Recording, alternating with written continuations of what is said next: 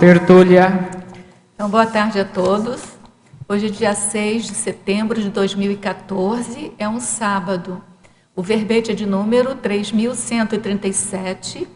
Ele tem 8 páginas, 53 logias e 22 máximos.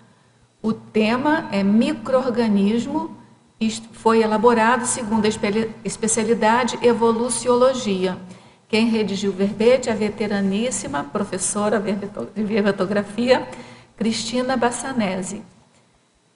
O micro-organismo, a professora Maria Cristina Bassanese, ela é graduada em farmácia bioquímica, mestre em ciências biológicas bioquímica, brasileira, natural de Caxias do Sul, Rio Grande do Sul, voluntária da Conscienciologia desde 1994, docente em Conscienciologia desde 2001 e tenepsista desde janeiro de 1995.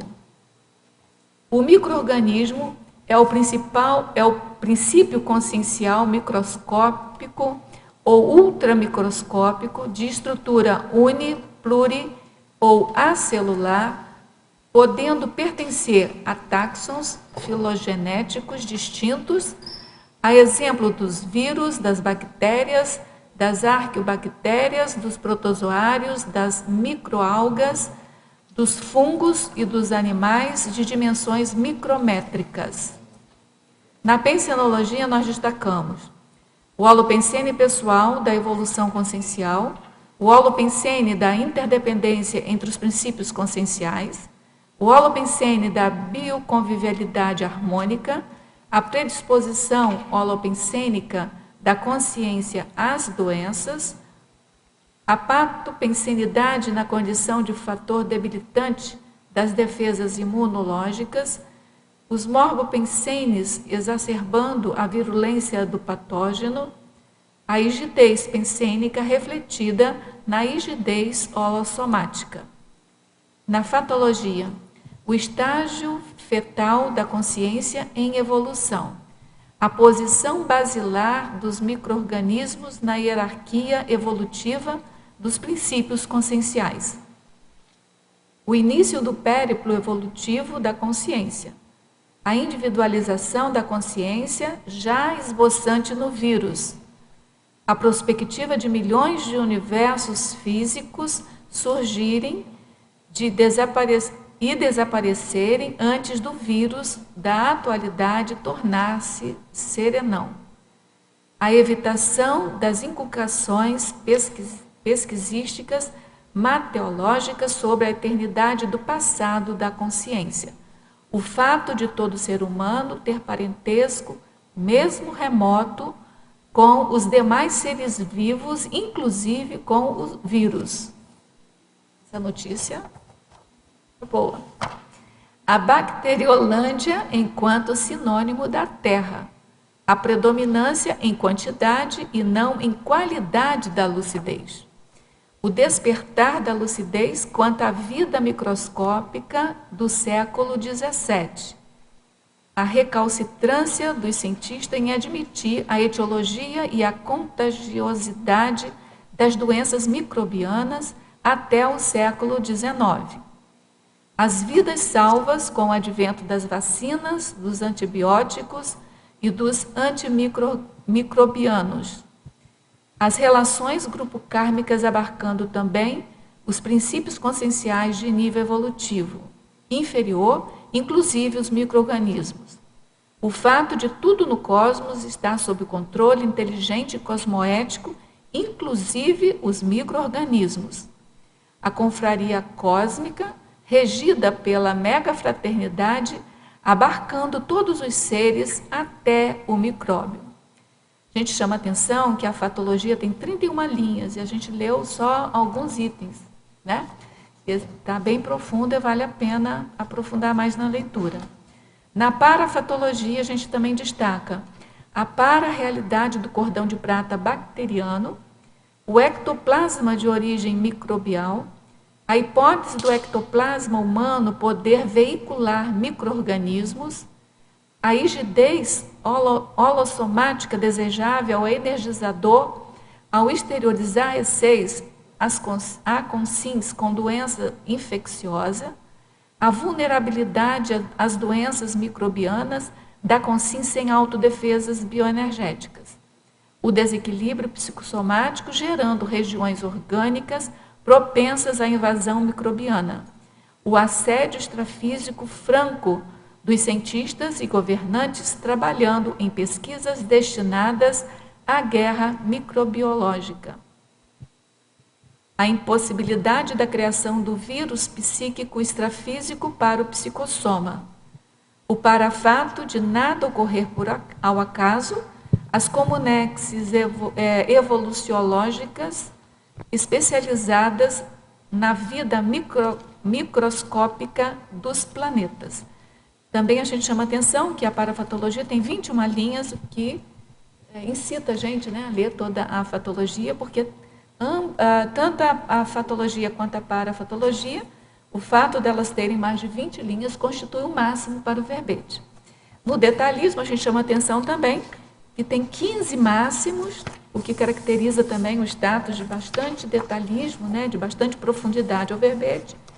E na argumentologia, a gente destaca os parágrafos escalologia, e sob a ótica da evoluciologia, a verbetógrafa, ela lista 3 tipos de partículas infecciosas subvirais descobertas no século XX e admitidas atualmente, ano base 2014, como sendo as representantes mais simples da escala biológica, tendo em comum as estruturas moleculares atipicamente desprovidas de genes, codificadores de proteínas, sem perder, no entanto, o potencial de patogenicidade para os seres vivos. Depois ela entra também com um parágrafo fósseis, onde ela faz um cotejo, aí uma relação entre o RNA e o DNA, e mais adiante ela apresenta o parágrafo natureza, na qual ela apresenta 5 eventos encontradiços em a natureza, nos quais a participação dos micro-organismos é determinante. Depois vem o parágrafo socin, onde a Cristina apresenta 12 exemplos de aplicações dos micro-organismos associadas à atividade humana contemporânea. E depois, ainda, o metaforologia, onde ela apresenta, no tocante à ciência da conscienciologia, 7 expressões metafóricas emprestadas do universo microbiológico, referentes a aspectos trafaristas na condição humana ou da socin, apontados para a autorreflexão da consciência lúcida. Isso aqui está bem interessante. Na remissiologia, nós aí destacamos alta ancestralidade, coevolução, interdependenciologia, microassediador invisível e síntese da vida. A extensão do impacto dos micro-organismos sobre a vida terrestre expõe o mecanismo da megafraternidade, superintendendo os desempenhos da consciência desde o estágio evolutivo fetal. Você compreende a importância dos micro-organismos para a sustentação e manutenção da vida planetária? Quais aprendizados evolutivos aufere a partir deste fato? Na bibliografia específica, a Cristina colocou 10 fontes de referência e na webgrafia ela contribui com 4 fontes de referência. Agora vamos ler a mega-análise elaborada pela equipe de mega-análise Enciclosapiens, composta por Marilene Raganin, Pilar Alegre, que está aqui presente, e Socorro Frazão. Terra, micróbio, princípio, consciência, coevolução. Bioética, ecossistema, microscópio, microuniverso, biodiversidade, individualização, bioconvivialidade, megafraternidade, astrobiologia, bacteriologia, evoluciologia, microbiologia, biotecnologia, holoconviviologia e interdependenciologia. Cristina, antes da gente passar propriamente para o debate da tertúlia, queria fazer mais uma vez aqui a chamada para a promoção da compra antecipada do léxico de ortopensatas, que é a Mega Gescom, né, do professor Valdo Vieira, no qual ele faz uma síntese de toda a vida dele, por princípios pensatas, né, por citações, enfim. E também um resumo de toda a Conscienciologia até o momento. São 2 volumes, pagando antecipadamente, você tem 2 vantagens. Uma, que é no financeiro, que ao invés de você pagar 340, você vai pagar 272, e o outro que você está usufruindo já, desde já, do Holopensene, aí, dessa mega obra, né, do professor Valdo Vieira e desse Holopensene aqui da Conscienciologia. Quem estiver interessado em participar dessa promoção da compra antecipada, pode entrar em contato com a Editares, pelo e-mail editares@editares.org ou pelo telefone 45, código de área 21021407. Também tem o site www.editares.org. Pode também fazer essa compra, entrar nessa promoção pela Epígrafe, 45, código de área 35250867. E a Epígrafe também faz a venda pelo Shopcons, www.shopcons.com.br. A Epígrafe dá o recado de que o frete é pago pelo comprador. E aí eu sempre dou uma sugestão que eu acho que é irresistível, né? Ao invés de pagar o frete, vem aqui, passa uma semana nesse balneário energético e pega o livro. É certo? Quem também estiver próximo de um dos centros educacionais do IPC ainda tem essa outra opção, que pode fazer essa compra antecipada em qualquer centro educacional do IPC, nas cidades aí espalhadas pelo Brasil. Rosa, já existe a previsão do lançamento? Olha, o lançamento, eu não tenho a data, mas o que eu já sei é que já está revisado, já está na mão, já para ir para a publicação. Porque eu estou com a intenção de estar fazendo a aquisição, e como eu estaria voltando agora em outubro, queria saber se estaria dentro desse período, senão aí eu só vou poder estar pegando, então só para o ano que vem. Mas tudo bem, aí então mas a gente vê isso daí. Assim, a data exata eu não sei. Tá. Mas já está no finalmente já. Tá, depois eu vou ver isso, agradecida. Cristina, a pergunta convencional que a gente faz sempre, assim. Embora a gente saiba a sua profissão, que a gente acabou de ler aqui, né? Mas, assim, qual o interesse de você desenvolver esse assunto e se mudou alguma coisa, assim, do teu ponto de vista, ao fazer o verbete sobre o assunto? É bem interessante. Na verdade, o fator desencadeante foi a Miriam, aí, que está sentada aí atrás. Ah, foi a Miriam? Porque quando eu me aposentei, eu achei que eu tinha abandonado a microbiologia. Ficou para trás, agora o meu negócio é outro. Foi ela que me chamou a atenção que eu devia escrever sobre o micróbio, né? Ela me falou. Viu a responsabilidade sua? Fez bem. Isso me desencadeou uma série foi fantástico para mim, porque em função disso, não só agora eu entrei na minha linha, eu entendi que eu não podia abandonar isso, mas que eu tinha era que falar sobre isso mesmo. Eu achava que não tinha muito como colocar isso na Conscienciologia. E aí o que isso derivou é que eu vi assim como tem a ver com Conscienciologia tudo isso. Nossa, seu verbete eu comentei comentei antes. antes. Evoluciologia. Eu comentei antes, eu estou assim. Então, assim, esse verbete desencadeia, na verdade, desencadeou o meu livro, que já está em andamento, que é sobre esse assunto bem mais ampliado, né? E desencadeou os próximos verbetes, que já estão todos engatilhados também, que são agora uma sequência. Né? E, além disso, ainda é tema de aula da Bioconvivium, né? Que é da Pré-IC, Bioconvívio, que a gente faz parte. Entra também a questão dos micro-organismos, que ninguém tinha pensado que isso aí também é alguma coisa que se deva levar em consideração, né? Nós precisamos de entender isso também, né? Que nós viemos. Agora, eu aprendi imensamente em fazer, eu me dei conta eu fiz assim, associações de ideias ao pesquisar, porque já faz um ano que eu estou pesquisando esse tema, me atualizando e vendo do ponto de vista da Conscienciologia. Eu fiz reflexões fantásticas. Que é um longo, talvez a gente converse sobre algumas delas. Não quer nem dar uma palhinha para a gente agora? Sim, por exemplo, eu me dei conta, uma das coisas que eu me dei conta é como tu examinando o microcosmos, dos micro, tu te dá conta, tu te leva a reflexões sobre o cosmos todo, sobre o macrocosmos, sobre a evolução maior, não a evolução do planeta Terra, em nível cósmico, galáctico, seja lá, dos multi-universos, a gente se dá conta que parece que... Agora eu já estou falando, então. Não, mas pode falar, tá tranquilo. Parece que as coisas, assim, que é um universo dentro do outro, sabe? Que o pequeno ele acaba se reproduzindo naquele um pouco maior, e aquele maior está dentro de outro maior ainda, e parece que as coisas... É como se fossem fractais. São fractais. As coisas vão em níveis diferentes, lógico, né? Não vamos comparar, mas existe tanta complexidade em cada um desses universos que as pessoas não se dão conta. Por exemplo,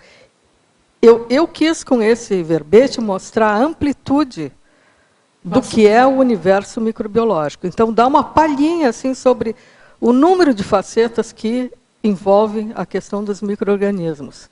Isso é só no universo microbiológico. Agora, traz isso para o planeta Terra, e traz o planeta Terra dentro já das galáxias, do cosmos, como é que funciona essas equivalências, entende? E a intraconsciencialidade da gente, Cristina, com o micro... É um dos binômios que eu coloco. Se eu não me engano, eu falo exatamente sobre isso. Dá uma olhadinha no Binomiologia, que fala... Onde está a binomiologia? Binômio microcosmo microbiano, micro-universo consciencial. Porque também foi outra dessas reflexões que eu fiz, né? O micro-universo consciencial é outro universo extremamente rico, mas que também ele está ali fechadinho, digamos assim, isolado, aparentemente, dentro de ou em torno de uma única consciência. É como se você tivesse um sistema grandão e isso fossem clusterzinhos, assim, isso. Né? Então, são essas coisas que a gente vê. O micro-universo consciencial é outro mundo de situações, né? É outro universo que ninguém enxerga, só a pessoa que está ali dentro. Do mesmo jeito que o microcosmos do micro-organismo, ninguém enxerga.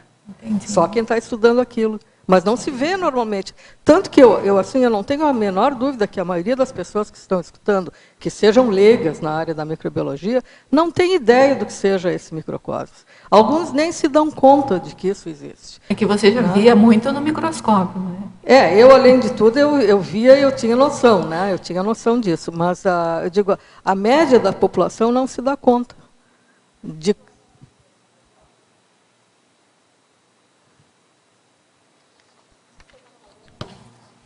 Tem relação com o primeiro paradoxo? O paradoxo de a visão micro predispor a reflexão macro sobre a consciência cósmica. É exatamente isso que eu estou falando, porque o número de reflexões que eu fiz em cima, a partir desta visão do microcosmos, foi enorme, né? À medida que a gente for falando, à medida que a gente for falando, pode ser que me venha outras lembranças do que eu me dei conta a mais em relação a isso. Quer perguntar de uma vez? Eu quero. E que depois você, então, esmiuçasse esse processo, né? Porque é bem interessante isso. Né? Como assim? Ampliar como que foi o processo, como é que você trabalhou. Não, à medida que eu colocava uma ideia, que eu me dava conta, não, mas isso aqui existe num nível maior, em nível universal, em nível planetário, e em nível galáctico, e em nível cósmico. Entende? Não é parece que tudo... Eu não posso dizer nem na vida, tudo na existência se reproduz em níveis. É o que você falou, é um fractal. É a história das bonequinhas russas, aquela. Mas não só em termos de micro-organismo, mas em termos de como é que você colocou, da consciência, né, da nossa condição, do micro-universo consciencial. É um desses paralelo que você fez, né? É um desses micro-universos, exatamente, porque o micro-universo consciencial, aparentemente ninguém vê, é aquilo que está ali dentro, é só com a pessoa, né? Ninguém está enxergando, teoricamente, né? No entanto, é um universo enorme. Imagina o que uma pessoa é capaz de, as potenciais que ela tem, o que ela acumula, a riqueza, né, que tem dentro de um micro-universo intraconsciencial. A mesma coisa o microcosmos microbiano. Né? É uma riqueza enorme que pouca gente se dá conta. Ele é invisível para a maioria das pessoas. Né? Então, eu fiz esses paralelos, porque foram uma das reflexões que me vieram assim a ideia. Cristina, parabéns aí. Eu realmente não sabia dessa temática hoje. Eu falei, nossa, que tema.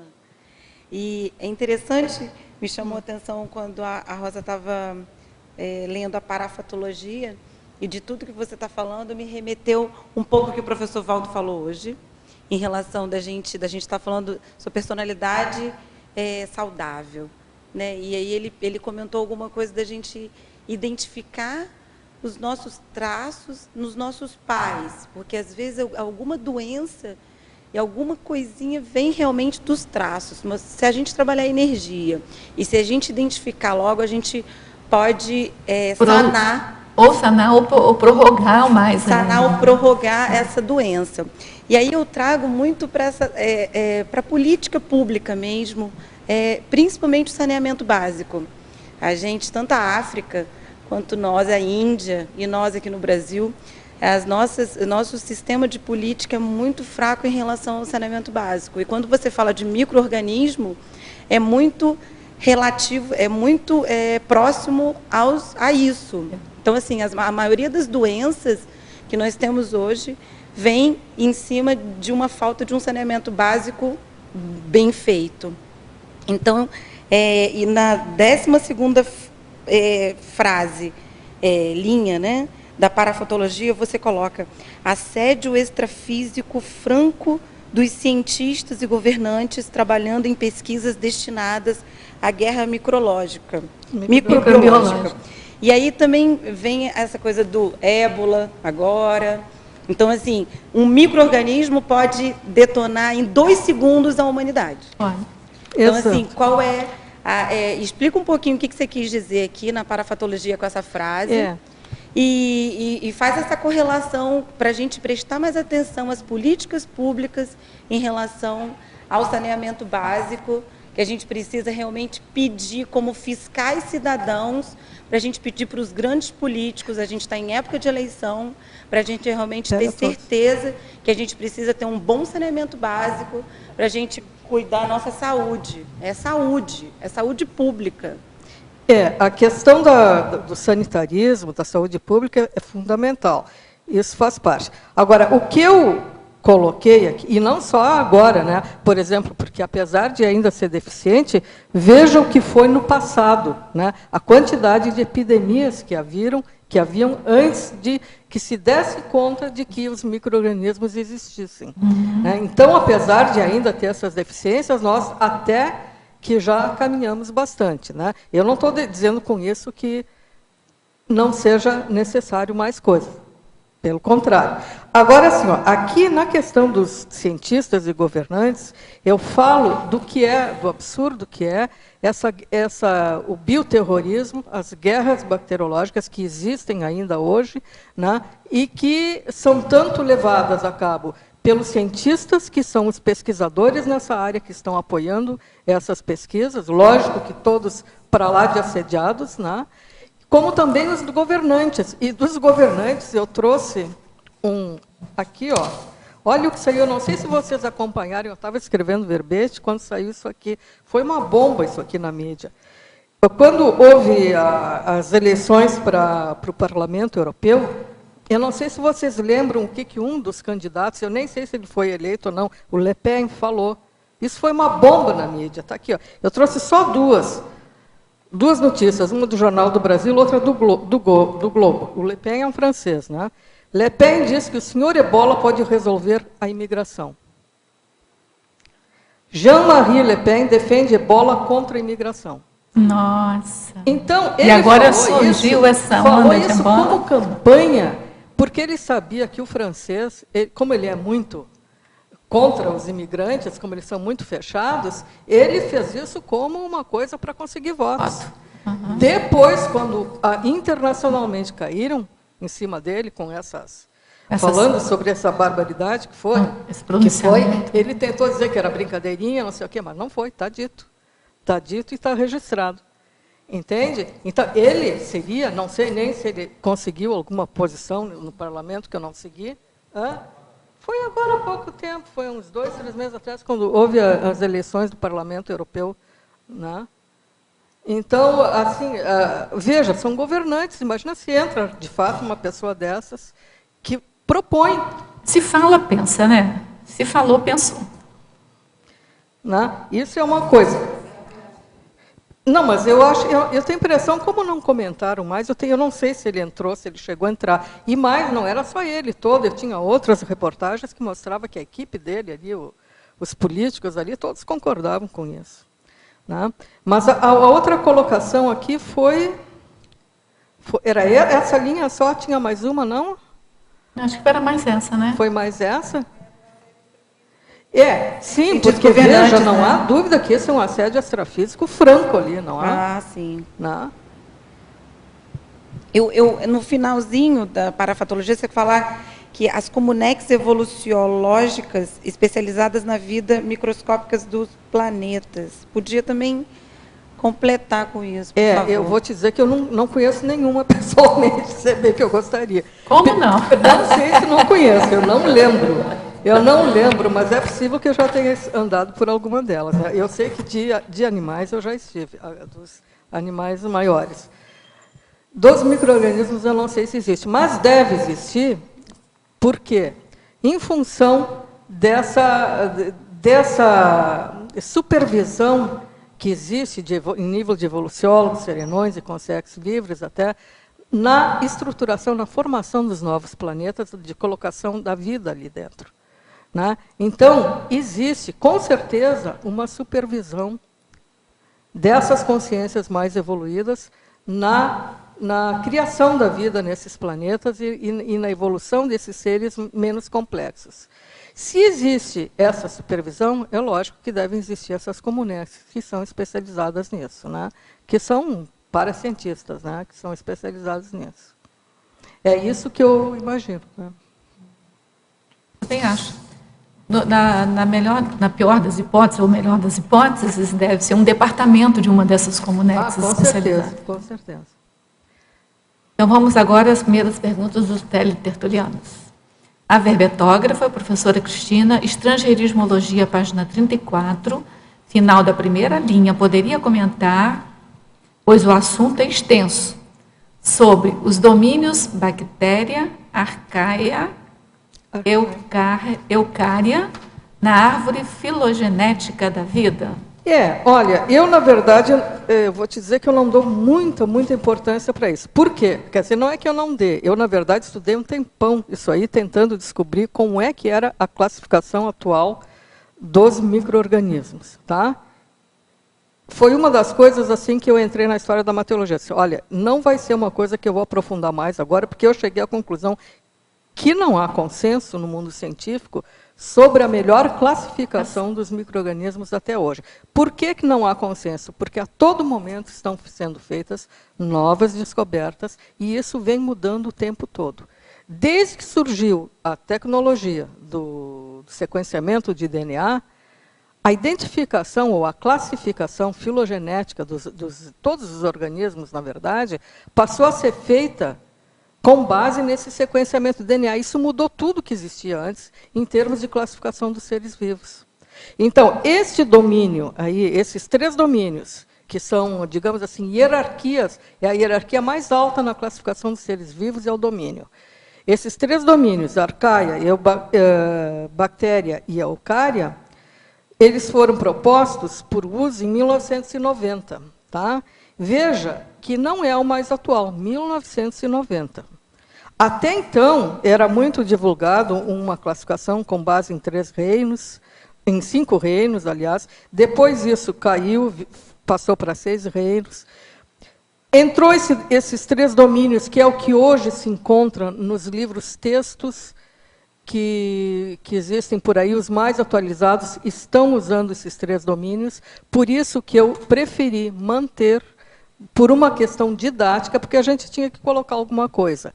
Mas, a partir daí, já houve tanta mudança. Por exemplo, depois de 1990, já tem um outro pesquisador chamado Cavalier-Smith. Ele, a cada 2 anos, mais ou menos, ele publica uma classificação nova. Então, já passou, depois dos três domínios, para classificação de 8 reinos, 6 reinos, e a última que saiu dele, que é de 2004, ele voltou para os... China, fazer uma pergunta bem teológica para você. Você acha que esse cientista descobre o que já existia aqui, ou vem transmigrado o vírus e essas bactérias do outro planeta? Se eles descobrem o que já existe. Essas classificações que eles fazem, é porque eles descobrem novas categorias. Não. Eles pegam as antigas e tentam encaixar, e tentam dizer assim, não, este é mais... Porque filogenética é isso, estuda a história, a evolução do organismo. Então, eles tentam dizer, essa bactéria é mais parecida com aquela, então deve ser da mesma linhagem de evolução. Mas eles não descobrem coisas novas. Também, mas não é, mas o taxonomista não é isso, ele não está interessado em descobrir coisa nova. Ele está classificando aquilo que existe por aí. Tá? Eu pensei que ele necessitasse de uma nova taxonomia ou taxologia por causa das novas descobertas. Se for isso, pode ser descoberto de alguma coisa que já estava aqui e ele não tinha visto antes, não tinha identificado antes, ou a minha pergunta para você, você acha possível vir transmigrada para cá? Já é um assunto um pouco diferente, bastante extenso também. Mas assim, essa classificação, essa taxonomia, o que acontece é que mudou o método de pesquisa. Tá? Mudaram as técnicas de pesquisa. E com isso mudou o conhecimento, a natureza do conhecimento que foi gerado foi muito mais específica, muito mais correta, digamos assim. Mas os objetos são os mesmos. Os objetos, teoricamente, são os mesmos, mas bactérias e micro-organismos estão sendo descobertos a todo instante. Objetos de pesquisa. A todo instante estão sendo descobertos novos. Tá? Então, soma as duas coisas e vê o tamanho que dá isso aí. Mas o que eu quis chamar a atenção é que a gente não pode perder muito tempo nisso, porque o que interessa para a gente, o foco principal não é se está classificado em 5 reinos, se está em 3 domínios. É isso que eu cheguei à conclusão para mim, porque eu estava perdendo muito tempo tentando descobrir, afinal de contas, o que é o consenso no mundo científico, e não cheguei à resposta. Entende?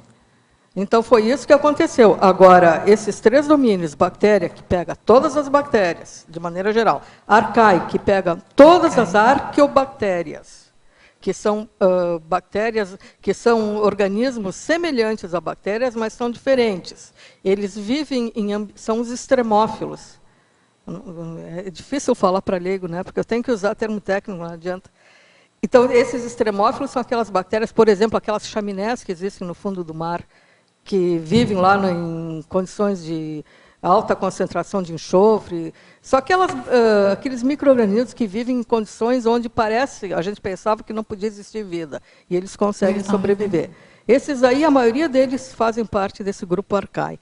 E os eucárias são os organismos superiores, por exemplo, superiores como nós pertencemos à eucária, mas também dentro dos micro-organismos existem os eucariotos, né, que são esses desse domínio eucária. Por exemplo, os fungos, que são todos eucariotos. Continuando, posso ir? Pode.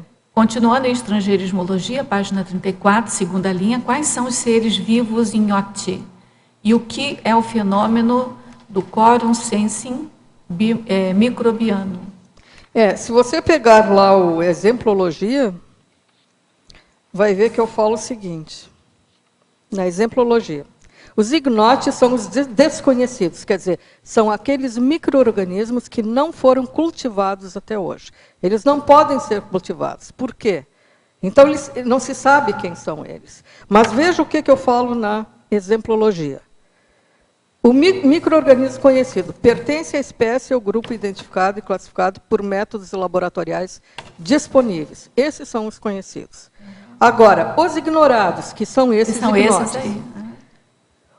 O compreendido entre os 99% das espécies microbianas terrestres impossíveis de identificação ou classificação nas condições laboratoriais conhecidas até hoje. Certo? Então, é para chamar a atenção que 99% do que existe por aí não se sabe o que é. Tá? Quer dizer, já se consegue chegar aproximações. Aí eu teria que entrar num outro assunto que eu não sei se eu entro agora para explicar mais isso aí, que seria até da estrangeirismologia também. Você pode... É o quê? São os clusters, né? Não, pode falar. que está na estrangeirismologia, não está aí na estrangeirismo? Eu não vi. Então está no meu outro verbete, no próximo. Eu falei em clusters aqui, mas eu falei do ponto de vista matemático até. Que matemática tem, né? Você tem os grafos assim, quando você tem um cluster. No meu próximo verbete, que dá sequência a esses, né, eu falo mais nesses clusters. Que é o seguinte, esses micro-organismos desconhecidos ou que impossíveis de identificação, como é que eles chegaram à conclusão que existiam 99% que não eram conhecidos, se não pode identificar, né? Surgiu, a partir do sequenciamento de DNA, dessas técnicas todas, uma nova ciência, a metagenômica, que é a junção da biologia molecular com a bioinformática, né? O que eles fizeram?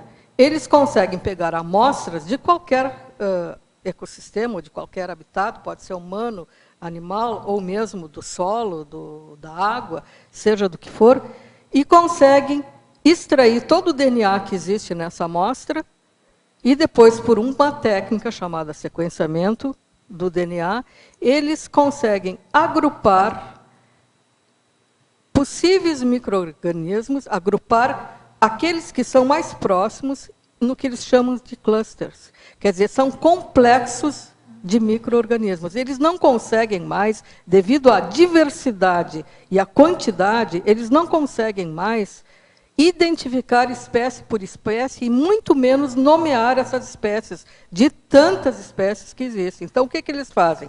Colocam aquelas que têm algumas semelhanças, algumas propriedades semelhantes, agrupadas em complexos, e expressam por esses complexos ou clusters. Tá?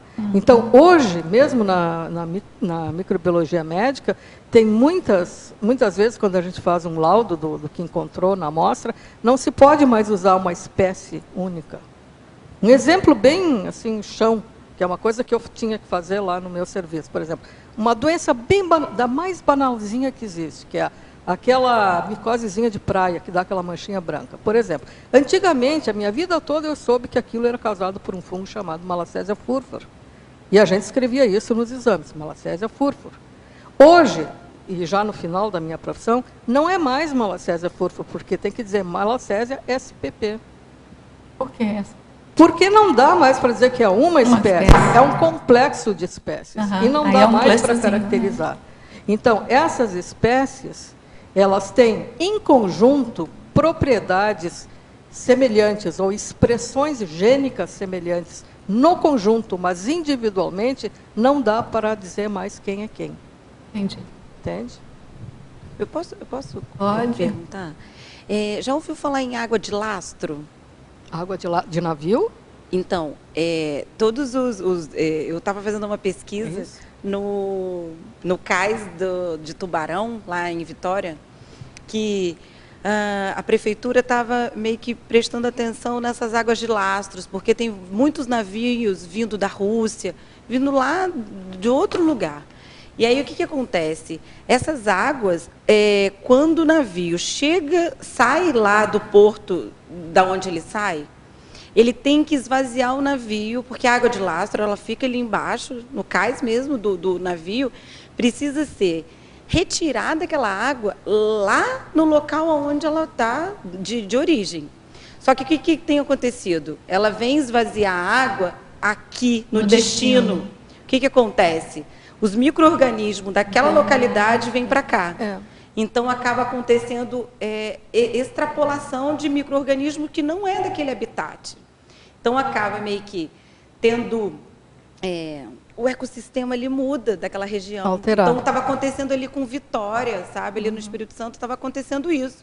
Então, os biólogos e os oceanógrafos estavam de olho na fiscalização dessa água de lastro em portos. Então, isso é muito sério, porque os peixes mudam, muda, até mesmo o que você acabou de dizer. Tem uma doença de pele que acaba indo para a areia, que não é nossa, vem lá do Japão. Então, isso tem acontecido muito aqui no Brasil, em todos os portos, tanto Paranaguá, o de Recife, o daqui, o de Vitória, o de Santos. A fiscalização está cada vez mais exigente com isso. Exatamente. Isso aí entra no tema, digamos assim, a contaminação, né? Isso seria assunto para se estudar. Contaminação já é um tema, um bom tema para verbete, se é que já não existe, né? Porque isso aí é enorme, né? As possibilidades. Não, tem o verbete do Pedro, a epidemioprofilaxia, né? Em que ele fala nessas questões das contaminações, né? Cristina, com certeza nos teus próximos verbetes, no teu livro, você vai falar do item fundamental, sem o qual a gente não pode entender muito esse tema, que é a teoria de Bertalanffy dos sistemas, né? Teoria? De Bertalanffy. Teoria dos sistemas. Não conheço, não. Aí ele fala de sistemas fechados, sistemas abertos. Bom, eu não sei, porque esse é um outro verbete que eu já vou começar, mas não estudei isso aí ainda. Não, fica uma sugestão é uma boa dica, porque eu vou estar escrevendo verbete sobre ecossistema. Talvez entre mais nesse aí, não sei. Bertalanffy. Depois a gente conversa, então, para eu pesquisar essa parte aí que eu não conheço. Na parafetologia, Cristina, você colocou a projeção consciente pré-cognitiva predispondo o microbiólogo ao diagnóstico de enfermidade rara. Isso acontecia comigo, Pois eu queria saber da experiência, se é próprio de outro. Não, isso deve acontecer muitas vezes com qualquer profissional na sua área, tem as suas projeções, né, que são amparadas para resolver as situações. Então, o que acontecia de vez em quando era o seguinte, porque dentro dessa área que eu trabalhava, eu era mais especializada na área de micologia. E micologia tem muito fungo que é raro, que a ocorrência deles assim, é tão esporádica que a gente pode não se dar conta, né? Se tu não estiver pensando naquilo, tu pode passar e não fazer o diagnóstico. Não enxerga, né? Então, o que acontecia? Às vezes, eu tinha projeções em que eu estava lá no laboratório trabalhando, ou simplesmente via lá os fungos flutuando na minha frente, alguma coisa assim, que me lembravam de alguma espécie que não era das habituais. Entende? E acontecia isso. Daí eu dizia, essa semana eu tenho que ficar de olho, porque vai acontecer algum deles, e eu ficava na dúvida, é esse ou aquele? Já vinha a ideia, assim, porque teve uma vez que foi engraçado, me veio o nome de um fungo com o aspecto do outro. Eu disse, agora, qual dos dois será? Né? Era um deles mesmo. Depois veio em sequência até. Foi o que está escrito em seguida ali, aquela sincronicidade de acontecer mais de um caso raro na mesma semana, ou esse tipo de coisa. Cristina, você respondeu sobre o fenômeno do coro sensing? E não respondi? Não, mas acho que me perguntou? Perguntei, mas então vou perguntar de novo. Você já parou já acabou? Porque depois que ele perguntou sobre os vivos ignote, ele pergunta eu não respondi. Que fenômeno do coro sensing microbiano. Esse fenômeno é interessantíssimo. Isso, digamos assim, é uma coisa da microbiologia moderna. O moderno, quando a gente fala, é assim, metade do século XX para cá, tá? Isso é considerado moderno. Mas nunca se estudou isso. Eu, por exemplo, que nasci na metade do século passado, nunca estudei isso e vim a saber muito tempo depois, né? Eu acho que nem sei se ensino muito isso ainda.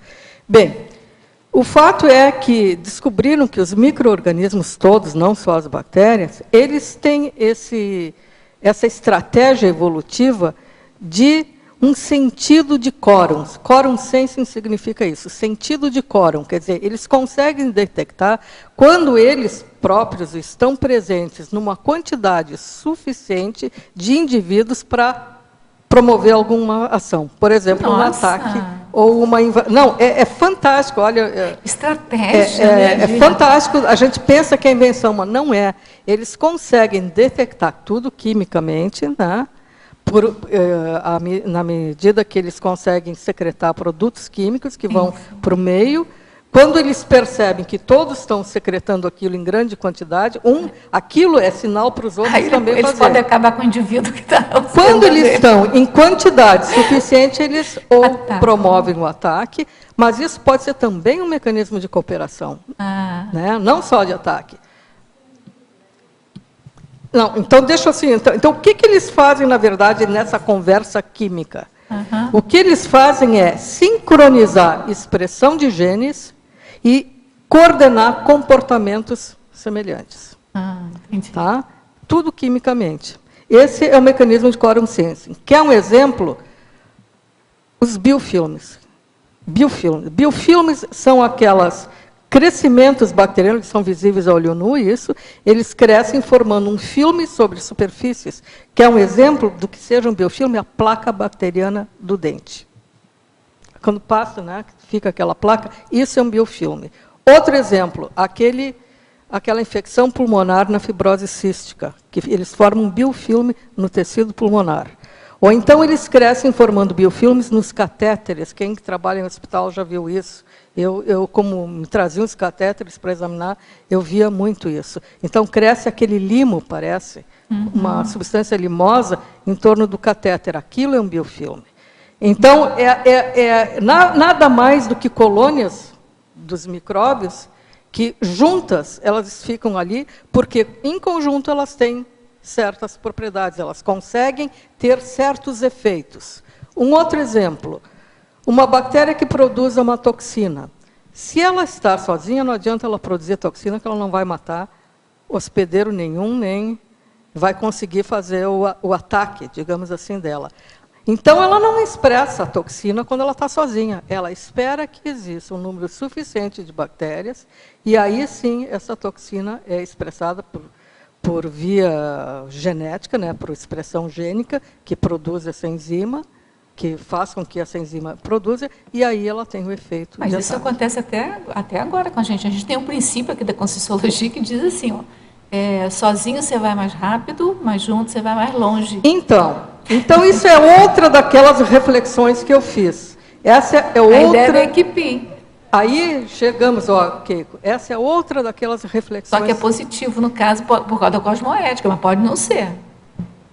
Se você não tiver cosmoética, isso pode não ser, mas é um princípio que rege a gente também. Então, foi uma outra reflexão que eu fiz daquelas...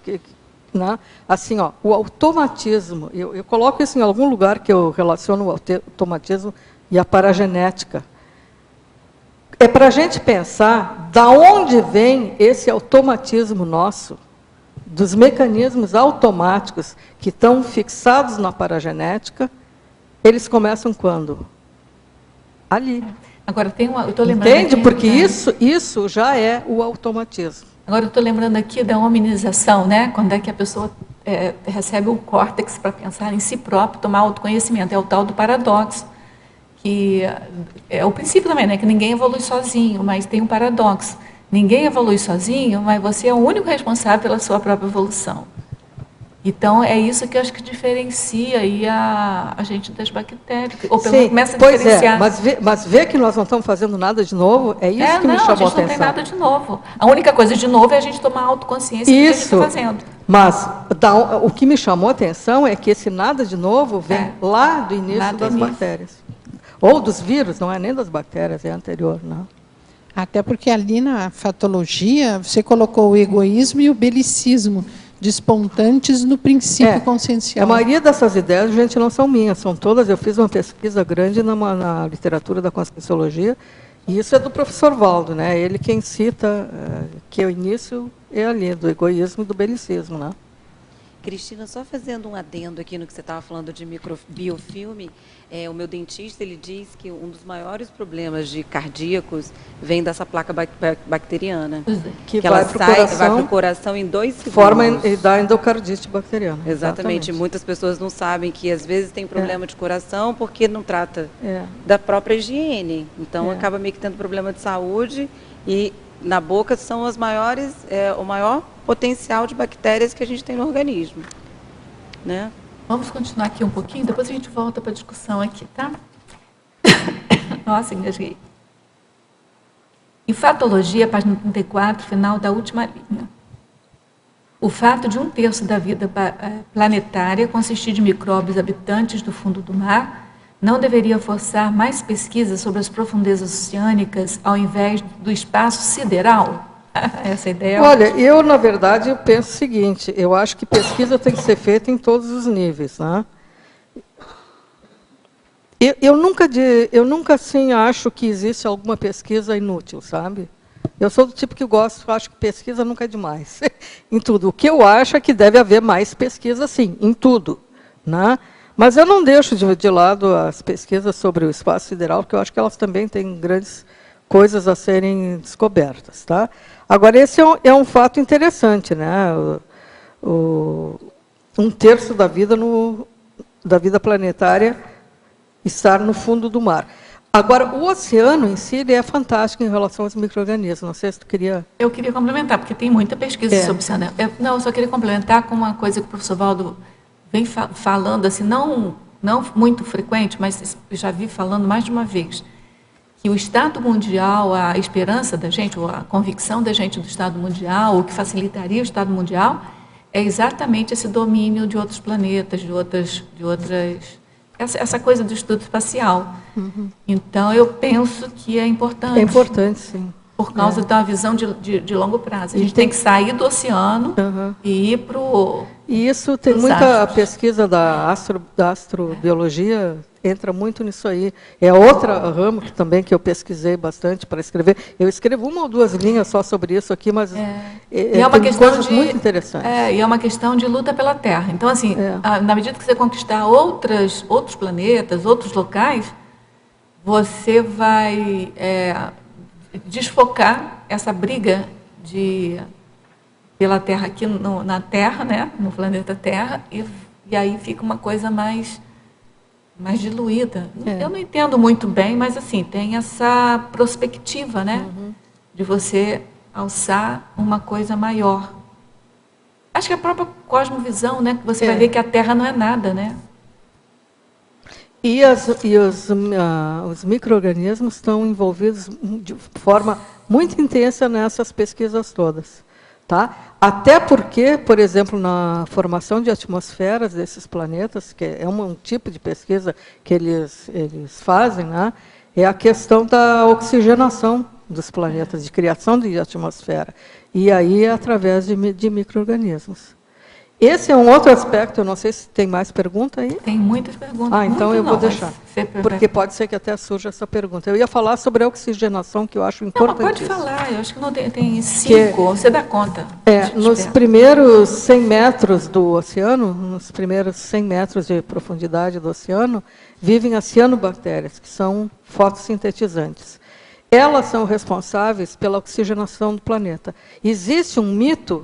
As pessoas pensam, de maneira geral, que o oxigênio da Terra vem das plantas. Eu também penso isso. Todo mundo pensa, mas então, não é. Enganado. Quer dizer, vem, mas pouco.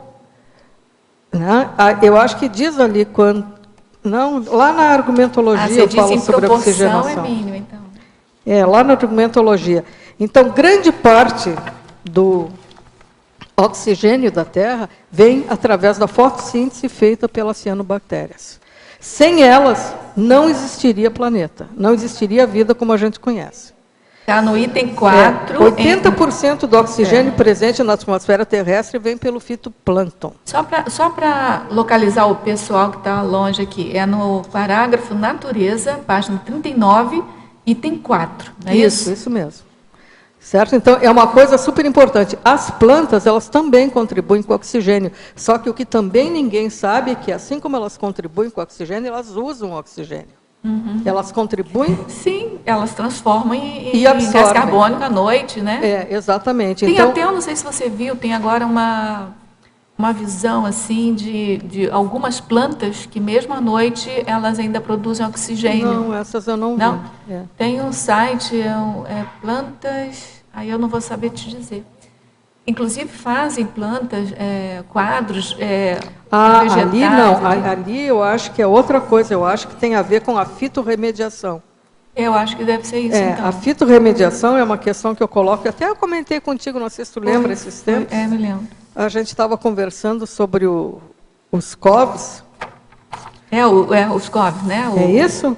O composto volátil, né? Compostos orgânicos voláteis, né? Que são extremamente tóxicos e são esses que tu tem uma sensibilidade maior. E aí as plantas fazem esse trabalho elas de absorvem absorver os COVs.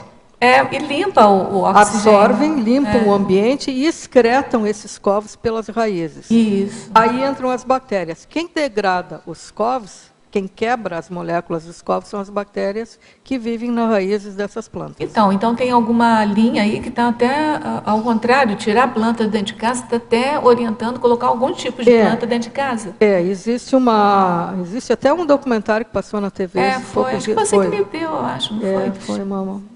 Bem interessante, né? Isso chama Vida Limpa, ou Planeta Limpo, alguma coisa assim. Fitorremediação. Não. Então, aqui, professora Cristina, Estrangeirismologia, página 34, terceira linha, poderia explicar a estratégia astuta de sobrevivência do HIV? Ele é fora de série. Do ponto de vista de inteligência química, ele é fora de série, né? O professor Valdo fala isso. Ele é danadinho, né? Mas todos esses micro-organismos, nessas estratégias de ataques, eles são verdadeiras falhas que fazem intriga, subversão. Conta pra gente como é. Então, ele faz isso aí, ele tem vários mecanismos. Em primeiro lugar, quando ele é chamado de lentivírus, ele é uma categoria de vírus chamada lentivírus. Lentivírus por quê? Porque ele é de replicação lenta. Tá? O que ele faz? Ele penetra na célula do hospedeiro e fica ali quietinho, se replicando, em silêncio, se replicando, se replicando, se replicando. Ele só vai partir para o ataque quando ele já... Quer dizer, os sintomas que a gente percebe na AIDS só ocorrem quando ele já está em uma quantidade tão grande. Não seria aquele caso que você falou do quantum? É um tipo de quorum sense, sim. Quantum sense. É um tipo de quorum sense. Né? Mas, além disso, o que ele faz? Ele ataca qual célula do hospedeiro? O linfócito T, do tipo auxiliar. O que é esse linfócito T, que é chamado também de CD4, para quem conhece aí? O que ele faz, esse linfócito T? É o linfócito chamado auxiliar, que faz o reconhecimento de qualquer partícula estranha que entre no corpo. Ele ataca justamente aquela célula que é capaz de desencadear todo o sistema imunológico para debelar o ataque dele. Então, ele tem, assim... Estrategista de mão cheia. De mão cheia, né? Porque, além dele ir direto no ponto que interessa, né, ele acaba com o sistema imunológico da pessoa, ele, ainda por cima, faz isso tudo calado. Deve ter tido um assediador mastermind. Ele faz anonimamente tudo isso. Ele tem um mastermind, assediador, assim, fora de série.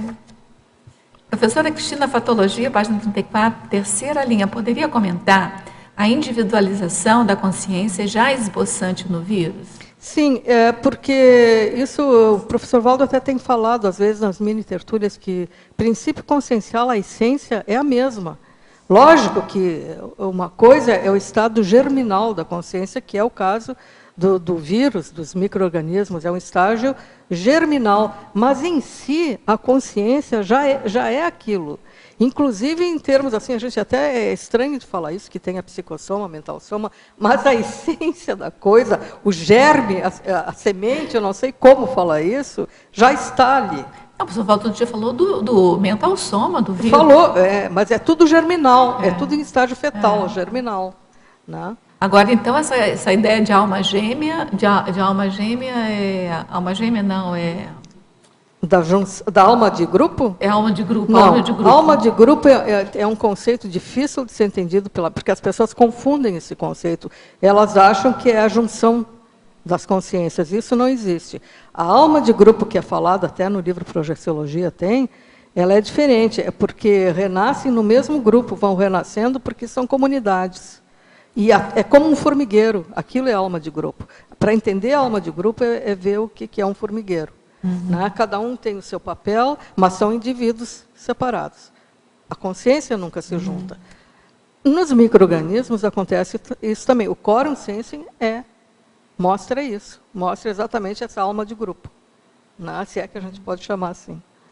Alma grupo. Alma de grupo, Só que tem que ter muito cuidado, porque existe uma distorção desse conceito, achando que alma de grupo significa que existe uma alma só para o grupo todo. Não, sabe qual é o livro que dá essa... É o livro Viagem de uma Alma, do Peter Richelieu. Ele fala exatamente isso, que os animais eles têm uma alma grupo.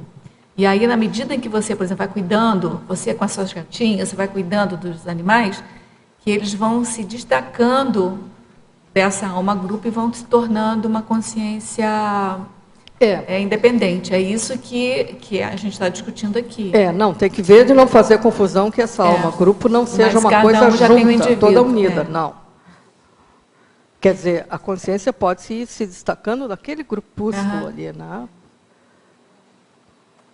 Então, parafatologia, página 35, quinta linha, de baixo para cima. Poderia aprofundar a projeção consciente pré-cognitiva, predispondo o microbiólogo ao diagnóstico da enfermidade rara, e você que foi o que ela respondeu. Né? Quer que eu repetir? Se você quiser falar alguma coisa, assim, para complementar. Não, o que eu tenho, assim, eu acho que isso acontece frequentemente com pessoas de qualquer profissão, né? No meu caso, isso acontecia de vez em quando eu tinha que diagnosticar alguma doença que fosse mais rara, às vezes eu tinha projeção antes. Então, eu ficava alerta durante aquela semana o que poderia surgir, né? E isso me facilitava demais no diagnóstico, eu estava já alerta, esperando que viesse algum caso diferente. Cristina? Sim? Por favor, aqui na parafatologia, na segunda linha, a hipótese do ectoplasma humano poder veicular micro-organismos. Essa é uma hipótese, até eu acho que, assim, eu acho que é minha essa hipótese. Não, mas não é exatamente minha, né? Porque muitas pessoas já pincelaram sobre isso aí. Mas, de fato, existe muito pouca pesquisa sobre isso e precisa de mais pesquisa, se é que alguém descobrir a metodologia de trabalhar com isso. Era isso que eu ia perguntar. Qual seria essa metodologia? Vamos por partes. Então, o que me fez pensar nisso? Tá? Primeiro lugar, porque o ectoplasma, se tu leres ali, e o melhor livro para encontrar esse assunto é o livro Projeciologia. Deixa eu ver onde é que está aqui. Deixa eu ver se eu acho a página dele aqui.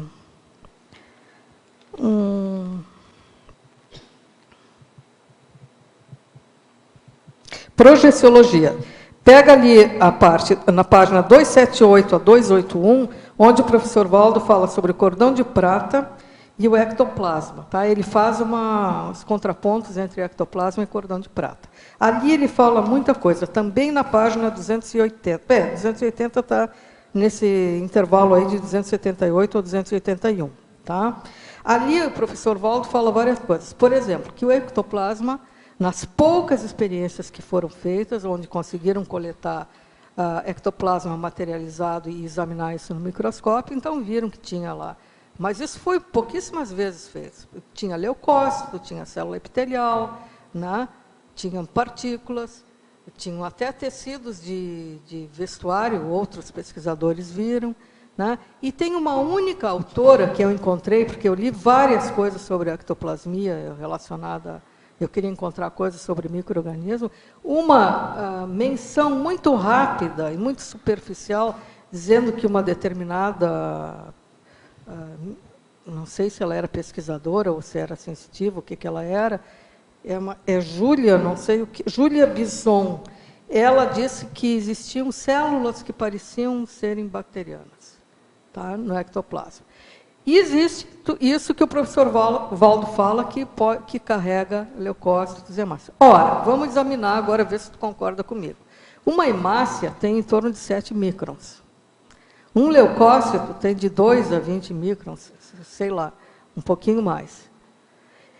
Bactérias e vírus, principalmente, eles começam a ter de 20 nanômetros, 20 nanômetros, até o maior de todos os micro-organismos, que é o ebola, que tem 970 microns, ou micrômetros. Você diz o que é isso de dimensão? De dimensão. Se uma hemácia tem 7 micrômetros, vê bem, e os micro-organismos começam em tamanho muito inferior, em nanômetros, e passam por esse tamanho de hemácia e vão até além, por que eles não podem ser carregados? Podem. Pode. Entende?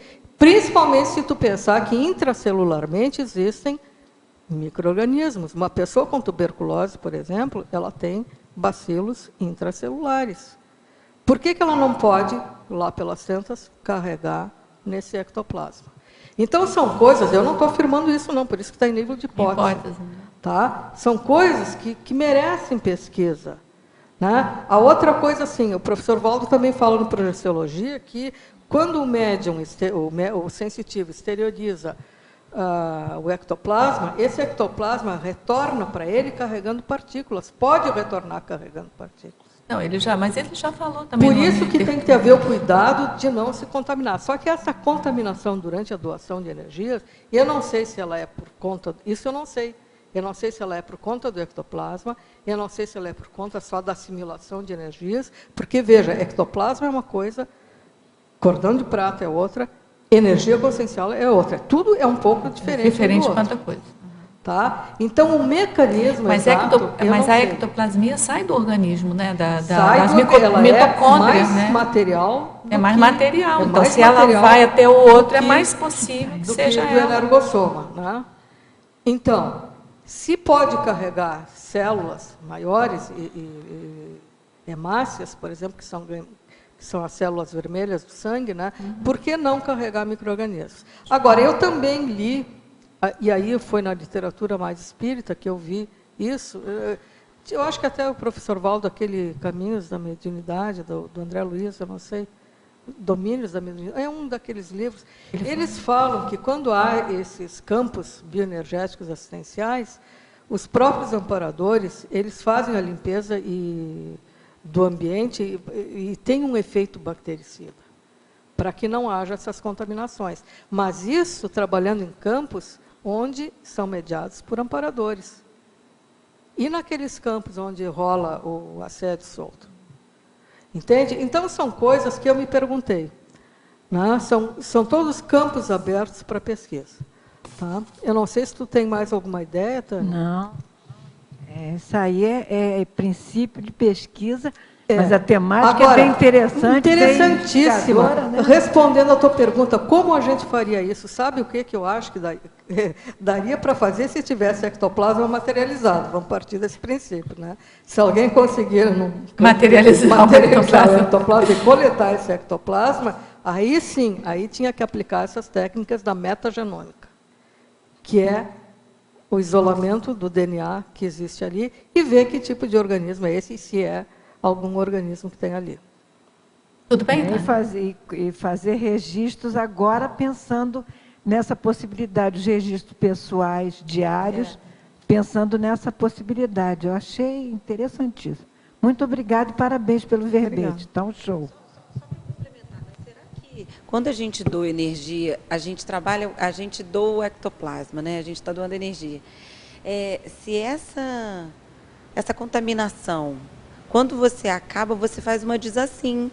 Então, você acaba meio que se limpando automaticamente. A desassim de energias. Né? Isso. É que não dá para confundir energia com essencial. Ah, tá. Com o ectoplasma que já foi doado. Mas, assim, de qualquer forma, eu acho que nesses campos que a gente trabalha, não deve ocorrer isso aí. Porque limpa antes. Porque tem a equipe extrafísica que faz essa higienização.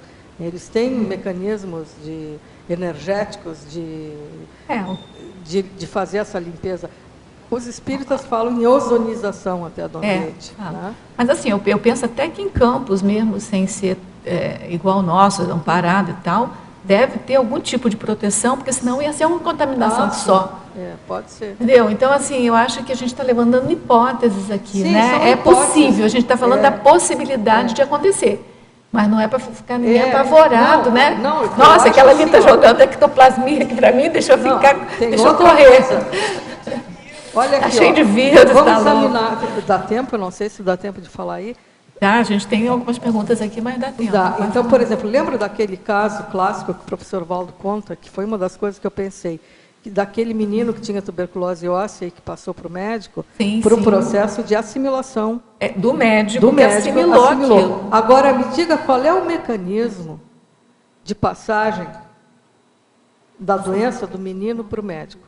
Como é que o médico... Por quê? Deixa eu explicar por quê. Porque a tuberculose óssea, ela não é contagiosa. O bacilo não sai do osso para contagiar. Se fosse a pulmonar, sim. Aí seria por via aérea, o contágio poderia se dar. Mas na óssea não existe esse contágio. Então, qual é o mecanismo que o bacilo saiu lá do osso do menino e veio para o médico? Eu tenho as minhas várias hipóteses. Então vai, tudo fala pra gente, então. Não tenho, assim, acho que pode ser tudo viagem na maionese. Não vai, a gente vai viajar na maionese junto com você então, agora. Por exemplo, uma das coisas que a gente sabe, no caso da tuberculose, que a maioria de nós já entrou em contato com o bacilo, porque é uma doença endêmica, né? E isso é o planeta inteiro que não consegue debelar essa doença, até hoje. Então, pode ser, e todos nós, ao entrarmos em contato com a tuberculose, a nossa imunidade resolve o problema, mas muitas vezes ficam nódulos lá calcificados, que podem, muito tempo depois, serem reativados. E eu não sei, por exemplo, se esse médico não fez o rapport, e esse rapport levou ele a reativar algo que ele já tivesse dentro dele. Isso é uma possibilidade. Uma hipótese. Uma hipótese. A outra seria o qual? Pelo ectoplasma, fez doação consciente ou inconscientemente, fez doação e carregou de volta a bactéria que estava lá, que via normal não seria transmitida, mas que talvez pelo ectoplasma, não sei. A outra que eu acho muito absurda, mas já que nós estamos viajando na maionese, vamos viajar total, né? Pode a bactéria desmaterializar lá e materializar aqui? Acho que é... Será que a bactéria tem força Será que ela faz teleportação? Mandou ali. Não sei, acho que essa já é viajar demais. Já viajar demais. Né? Vamos então aqui pousar aqui. Vamos pousar aqui e fazer a primeira pergunta. A professora Cristina, Fatologia, página 35, sexta linha, de baixo para cima. Quais foram os principais fatos marcantes que ocorreram na idade de ouro da microbiologia, naquele período de 1857 a 1914? Isso é uma pergunta. Viveremos um renascimento desta idade de ouro no futuro, ou o mundo microscópico ficou para trás? Não. Gente, existe até a nova microbiologia que começou, eu falei há pouco, no meados do século passado. O mundo da microbiologia está tendo uma expansão violentíssima e enorme, muito rápida, que a gente quase não consegue acompanhar as novas descobertas. Por quê? Pelo advento da metagenômica. A metagenômica é uma coisa fantástica. A nanotecnologia ajuda nessa pesquisa? Ou não tem nada a ver? Tem a ver porque as bactérias e os vírus são... Eu pensei por causa disso. São nanopersonalidades, né? São nanométricos, entende? Então, eles podem até servir como modelos tecnológicos para alguma tecnologia nanotecnológica. Pode ser. Agora, a microbiologia nunca teve tão em voga, justamente por causa dessas descobertas todas.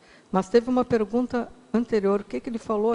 Quais são os principais fatos marcantes que ocorreram na idade de ouro da microbiologia? O primeiro naquele período lá. Marcante que aconteceu foi com Pasteur, quando ele derruba a teoria da geração espontânea, né? Quando ele mostra que geração espontânea não existe e que sim, que as doenças são transmitidas através de micro-organismos, né? E aí vem a teoria do germe da doença, que hoje já está em descrédito também, que começa a não ter mais força, se bem que ela ainda está muito em voga em todos os consultórios médicos, ainda se trabalha muito em cima disso, mas ela começa a perder terreno em função da ideia que surgiu com a metagenômica. Um outro advento que foi importante, que foi o advento das vacinas, né? A questão toda epidemiológica. Então, duas personalidades marcantes são o Pasteur e o Koch, dessa fase aí, né?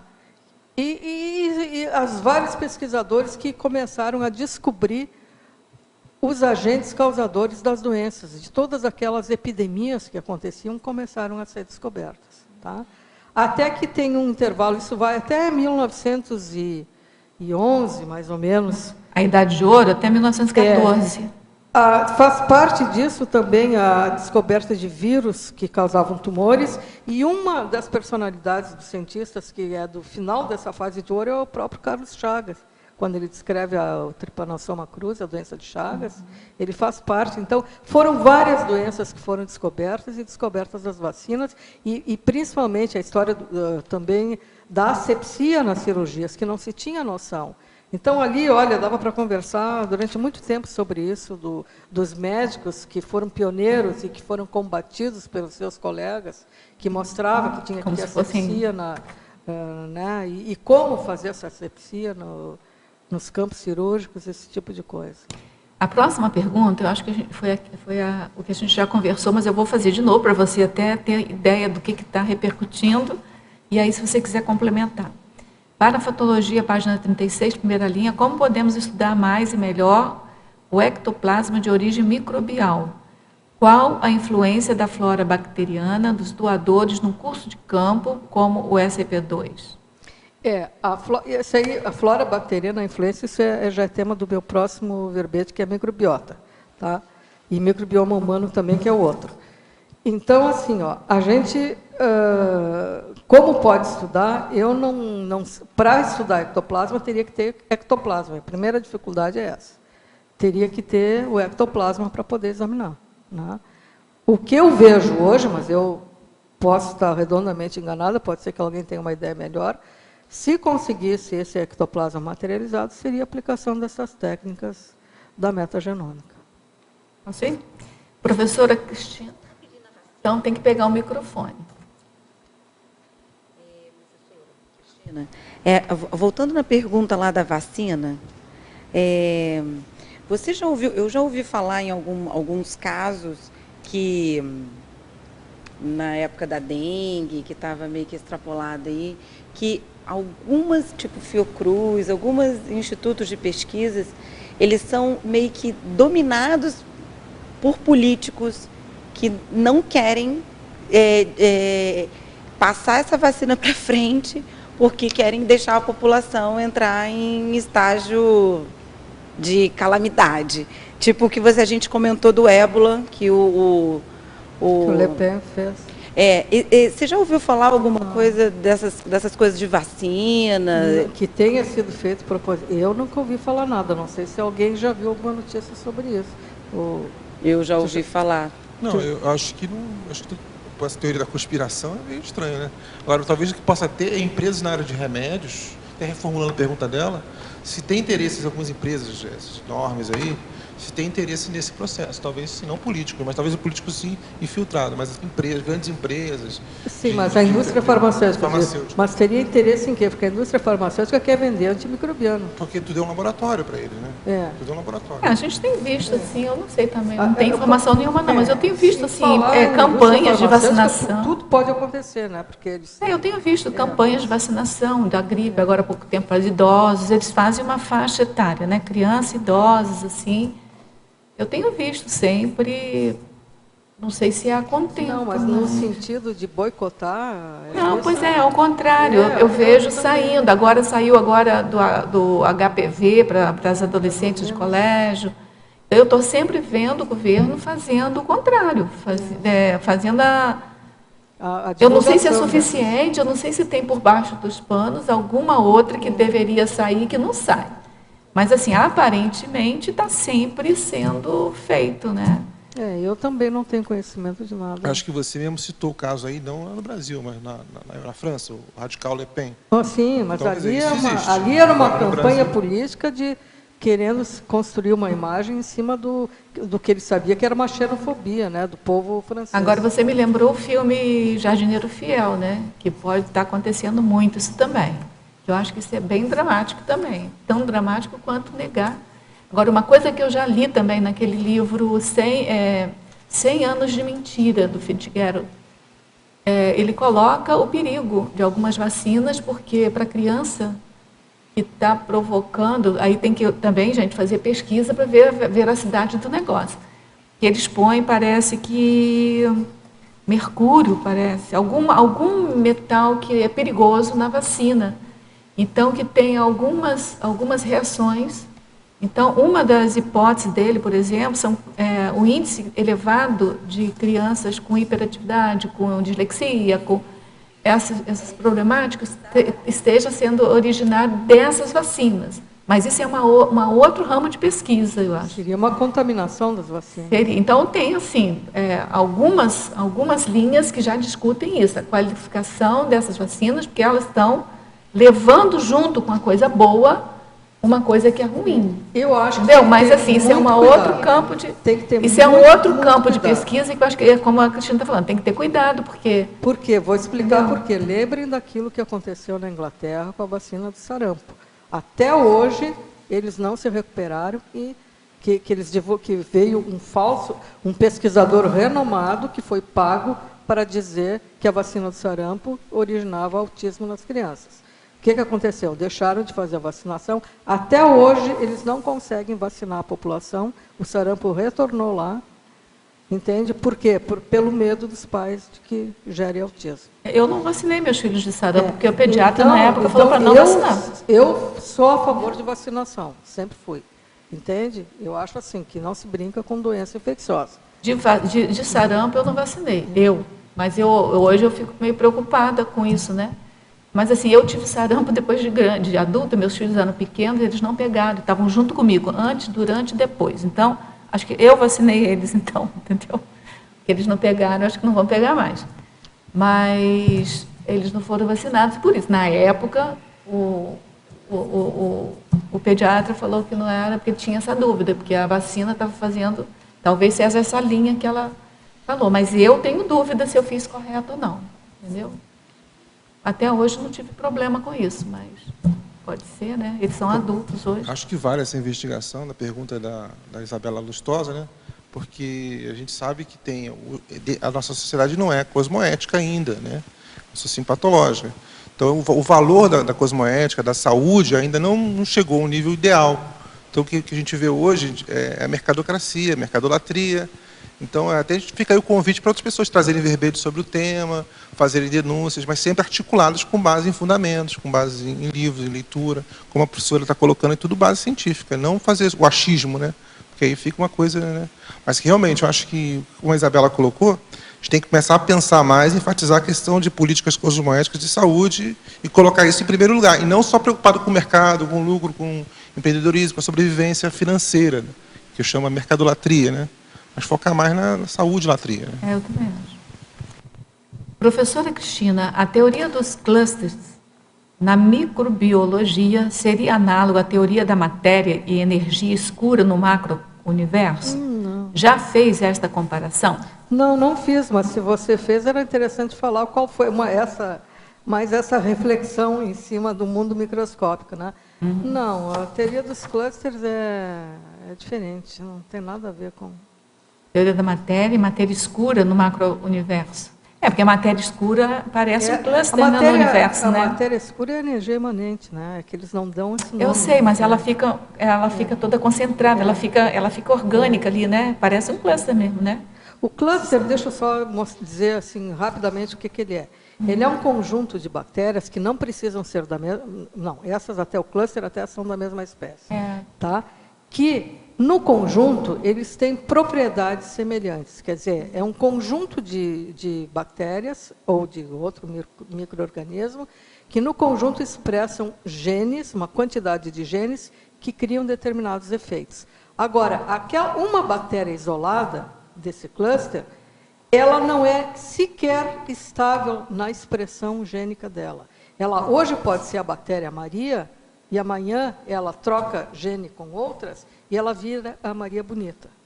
Tu entendeu? Ela deixa de ser a Dona Maria, dona de casa, e vira uma cangaceira, por exemplo. Então, se examinar individualmente cada um dos indivíduos, eles não são nem estáveis nos comportamentos deles, mas o conjunto é estável. Isso é que caracteriza o cluster. A expressão gênica que gera efeitos estáveis dentro daquele complexo de micro-organismos. Então, na teoria dos grafos é mais ou menos isso também, da matemática. Teoria o quê? Na teoria dos grafos, na área da matemática, né? Você tem lá os elementos, né? E você associa um com o outro de acordo lá com umas propriedades.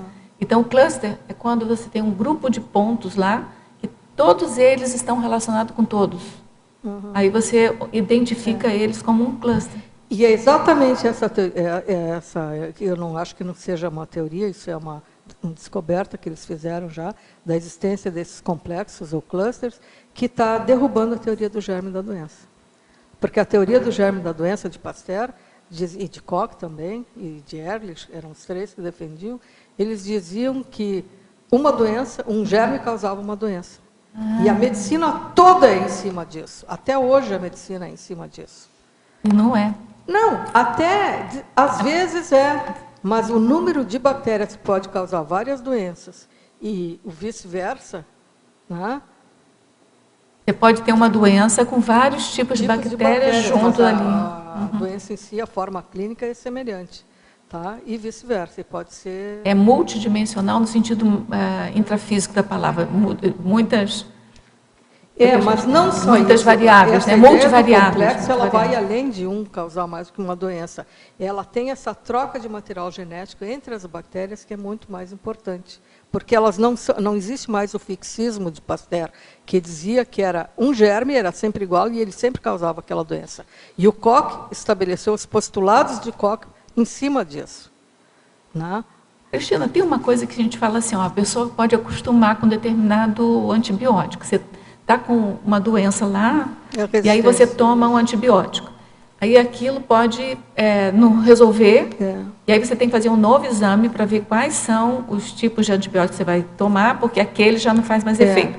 Isso tem a ver com essa coisa dos clusters? Não. Que um pode... Sim, isso tem a ver com as trocas genéticas, porque esse fenômeno de resistência já é bem antigo, já é conhecido. Isso aí é porque fatores de resistência que estão no material genético da bactéria são transmitidos de uma para outra. Então, quando aparece uma que é resistente, ela consegue, por lá, mecanismos microbiológicos, ela consegue transferir esse material genético que confere a resistência a ela para outras da comunidade. Tá? Isso é um fenômeno que existe. E o outro é que o uso do antibiótico de uma forma muito seguida ou mal empregada, quando a pessoa não toma a medicação certa, ele gera populações de bactérias que são resistentes. Então é perigosíssimo mesmo, né? É muito perigoso. O que é mais perigoso no uso do antibiótico é tu fazer a metade do tratamento e parar.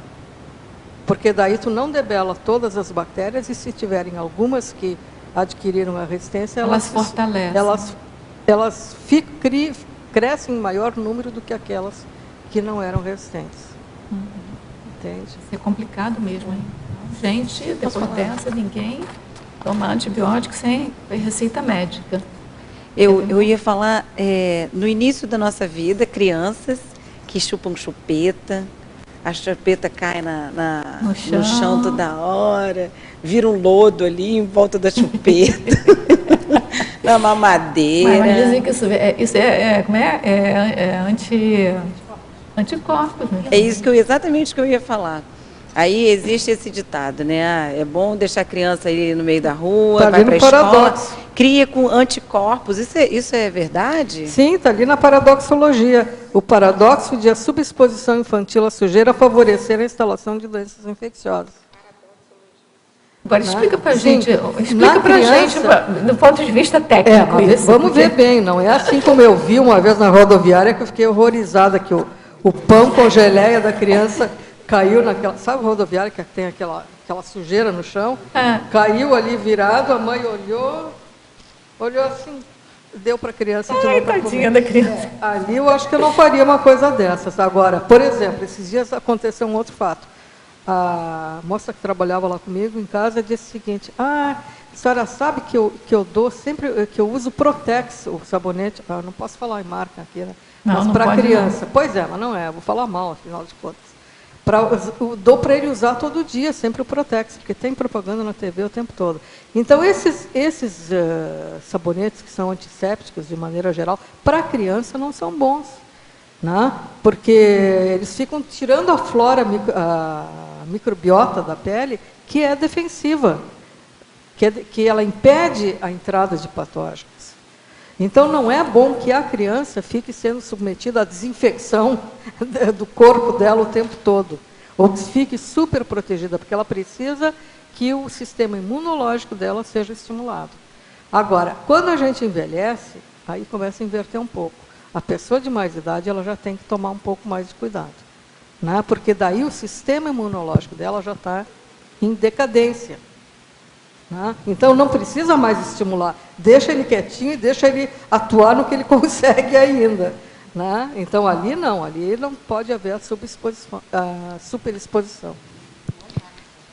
Cristina, na página 39 e 40, no parágrafo metaforologia, né, você traz várias metáforas, né, utilizando essa ideia do vírus.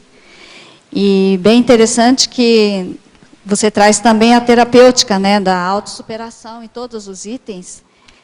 Eu gostaria que você comentasse especificamente o do número 3, né, vírus consciencial, e você fala dos mega assediadores, e achei bem interessante que eu gostaria que você comentasse, ampliasse a autossuperação desse item aí, a descoberta da cosmoética, a opção pela interassistencialidade. Então, é o ponto de virada do mega assediador, né? Seria essa condição aí, né? Olha, essas metáforas todas existem nos livros de Conscienciologia, tudo do professor Waldo, tá?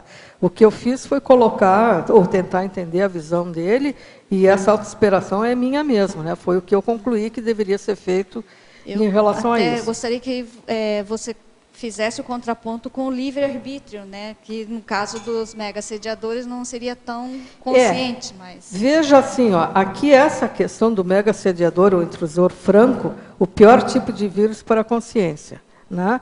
Esse é um. E o satélite de assediador, que é aquele que serve de bucha de canhão para o mega-assediador. Né? Aqui eu fiz, foi uma daquelas outras reflexões que eu fiz em relação ao automatismo da consciência. Há quanto tempo... Eu não estou bem respondendo a sua pergunta, eu vou voltar a ela. Mas é porque eu achei muito interessante a questão que esse mecanismo do assediador e do satélite de assediador já existe nos vírus. Eu achei isso fantástico. Por isso que eu te falei do automatismo que é fixado na paragenética. Foi outra das reflexões que eu fiz. Há quanto tempo uma pessoa que é aliás, uma consciência, que é um mega assediador, vem repetindo isso desde que ele era vírus, ou quando ele era um viroide, antes de vírus ainda, alguma coisa desse tipo? Entende? Isso foi uma das coisas. Agora, quanto à tua pergunta, que fala na questão da autossuperação, né? A descoberta da cosmoética. Não parece que... a mim, parece que seja isso, né? Que... Para deixar de ser mega assediador, só tem uma saída, né? Primeiro, se dar conta ou descobrir o que é a cosmoética, se dar conta que aquilo ali não é o melhor caminho que tem. E, em seguida, em vez de atrapalhar, começar a assistir. Eu entendo que é isso, não sei o que vocês acham dessa minha saída para a condição de mega assediador. Eu acho que é interessante assim, constar, sabe, aqui, né? Expressadamente isso, porque realmente chama a atenção. Bom, agora, né? Tem uma condição que é contraponto, né, que você falou bastante aí do processo automático, né, da automatização, mas tem também, na condição mesmo de bactéria, você coloca aqui na fatologia, página 35, as associações mutualísticas da bactéria como sendo manifestação incipiente de interassistencialidade. Sim. Tem esse detalhe que também é interessante, né? Tem. As simbioses, né? As simbioses todas. Assista meu próximo, eu vou fazer... divulgar meus próximos verbetes. Assistam os próximos verbetes, que vai ser só sobre isso aí. Microbiota e microbioma humano. Então, assim, ó, é tudo simbiose, tudo mutualismo ou inter-relação entre princípios conscienciais. Humanos, animais, vegetais e microbianos. Entende? Lógico que isso é uma interassistencialidade que existe. Não dá para dizer que não é. Assim como existe a assedialidade, o princípio bélico no micro-organismo, existe o da cooperação, que é enorme e é muito mais frequente do que o do assédio. Os conflitos bélicos entre micro-organismos, o ataque à saúde, é muito menos frequente do que os benefícios que eles causam à humanidade. E a gente está vivo aqui por causa disso, né? Pode fazer essa pergunta. Voltando, quando vocês estavam falando lá da chupeta, né, de aumentar a imunidade, na área da saúde a gente, né, sempre estar em contato com outros profissionais também da área da saúde, então a gente sempre tinha aquela questão assim, caiu alguma coisa no chão, junta rapidinho, porque é a lei dos 5 segundos, que daí não contamina. Eu vi isso também. E aí antes você, dos 5 segundos não está contaminado. Um comprimido, ou uma bolachinha, ou alguma coisa, tipo, junta rapidinho, pega e come antes dos 5 segundos que não contaminou. Isso. Tipo, é mito ou é real? É uma dúvida. Pode juntar rapidinho, mas assim vai vir com todas as bactérias que estavam já na mão da pessoa que está segurando a coisa, que já é uma enormidade, as pessoas não têm noção da quantidade de bactéria que tem em tudo que é coisa que a gente toca. Então, se cair no chão, já vai vir mais bilhões de bactérias. O detalhe é que a instrução, que eu já vi isso, já li em algum lugar, é que se tiver alguma coisa úmida, aí esses 5 segundos não resolve. Mas se for um ambiente seco, que não tem problema. Você pode pegar 5 segundos que não dá tempo de passar. Eu já vi isso. O que eu quero trazer é uma coisa um pouquinho diferente. O que eu quero dizer é que a gente está em contato com tantos micro-organismos que a gente não suspeita o tempo todo, no ar, onde a gente toca aqui, onde toca ali, que não é a grande diferença que vai fazer aquele se foi 1 minuto, se foi 1 segundo, os 5 segundos do chão. 3, sabe? Porque o contato que a gente... Eu vou te dizer uma coisa que é pior do que tudo isso, que até eu tinha esse artigo, mas não coloquei no verbete. Das coisas mais contaminadas que existem na face da Terra é bolsa de mulher. A bolsa de mulher, ela vai no toalete, ela joga no chão do toalete. As que jogam, não. Eu não faço. Eu também não jogo não, mas tudo bem. As que jogam no chão, mas tem muitos que jogam. Vai não sei aonde, coloca em cima da mesa. Vai não sei aonde, vai. E aí chega na casa dela e coloca em cima da mesa onde onde ela a refeição. Entende? Mas joga a bolsa em tudo que é lugar. Vai no ônibus e joga no chão porque não consegue segurar. Ou no assento do ônibus. Então, das coisas mais contaminadas que existe é bolsa de mulher. O lado de fora, né? Dentro depende do que ela coloca dentro. Vamos lá. Tudo bem? Quer fazer outra pergunta?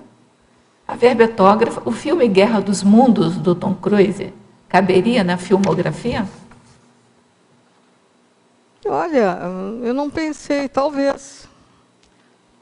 Talvez, né? Mas não é bem no foco desse verbete, eu acho, né? Caberia porque, enfim, ele vence porque os ETs são infectados por micro-organismos, mas não é bem o foco do verbete, né? Posso então fazer outra? Professora Cristina, escalologia, página 38, item 1, príons. Poderia esclarecer a respeito dos príons?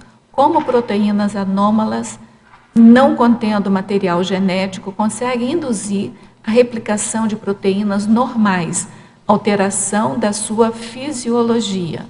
A doença de Creutzfeldt-Jakob, popularmente doença da vaca louca, está sob controle atualmente? Que eu saiba, não está sob controle, não, porque... Mas tem a ver com a pergunta? Sim, tem a ver, sim. Deixa eu pegar minha... Essa vaca louca tem essa coisa de induzir a replicação de proteínas normais? Sim, é um prion. O agente da doença de Creutzfeldt-Jakob é um prion, né? Essa pessoa que é médica, ela da área médica, ele está falando tecnicamente com vocês, mas a gente que é leiga tem que entender, né? Isso. Então, o que acontece? Os prions, eles não são capazes de se replicar, mas eles fazem uma outra coisa muito interessante, porque o prion é uma proteína muito pequenininha, tá? Proteína não é um ser vivo. E desses aqui é o único que não é considerado ser vivo. Mas o que ele faz? Ele, quando chega perto de uma outra proteína, da mesma classe lá deles, ele consegue fazer com que ela se reconfigure e fique igual a ele. Ela se transforma, ela muda a estrutura e se transforma num prion também. Então, isso é uma pseudo-replicação, que seria uma característica de ser vivo, se replicar. Deixa eu entender primeiro, Cristina.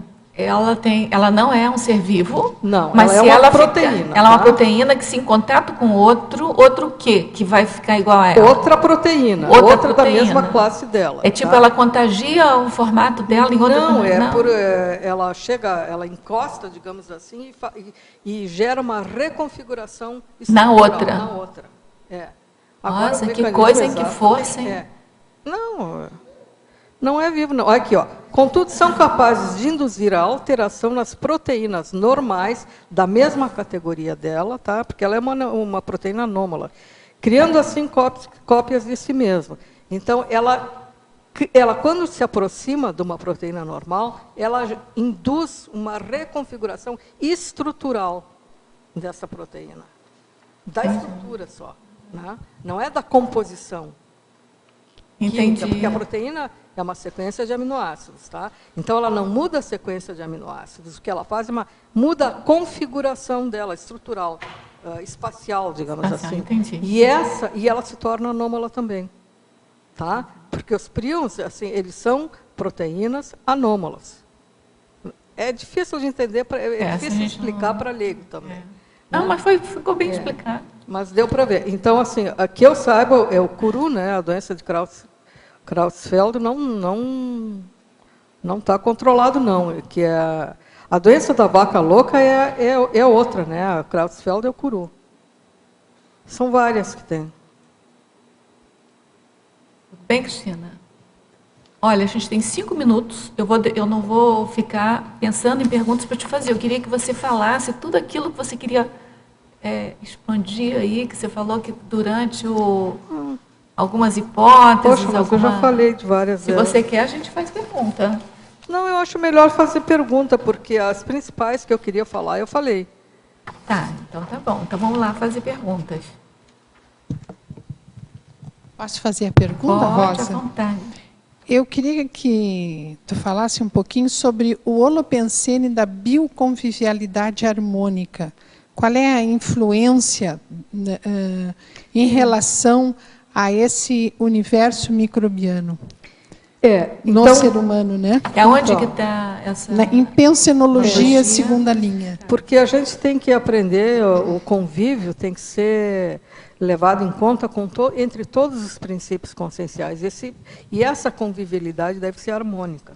Então, veja lá na principiologia, eu coloco um princípio assim, ó, o princípio do valor intrínseco de cada forma de vida. Todas as formas de vida têm o seu valor e têm que ser respeitadas pelo que eles são.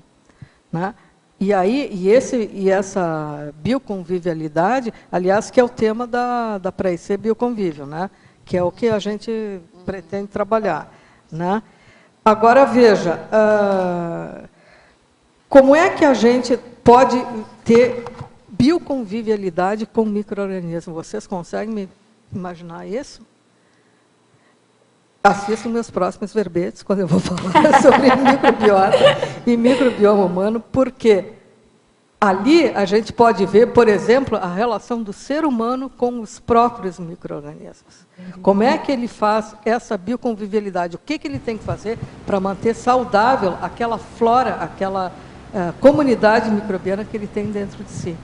Então, com relação a isso, você tem um item aqui também na parafatologia, na 5ª linha, que diz assim, o desequilíbrio psicossomático gerando regiões orgânicas propensas à invasão microbiana. Eu queria entender isso do ponto de vista... Sim, existe o desequilíbrio tanto energético quanto psicossomático, ele gera uma facilidade maior em adquirir doença. Mas por quê? Os micro-organismos sabem que você está descontrolado? Por quê? O que eu acho que é porque ambas as coisas, tanto energética quanto psicossomática principalmente, atuam muito sobre a imunidade. Deteriora a imunidade da pessoa. Tu pode ver que uma pessoa que está deprimida, ela pega resfriado mais fácil, ela pega doenças infecciosas mais fáceis, ela até pode ser imunocompetente, quer dizer, ter imunidade em dia, mas se ela estiver num processo de estresse muito grande, de qualquer natureza, ou numa depressão profunda, ela pode ficar doente, pode adquirir infecções. Então, passa pelo sistema imunológico, isso sim. A influência das emoções no sistema imunológico.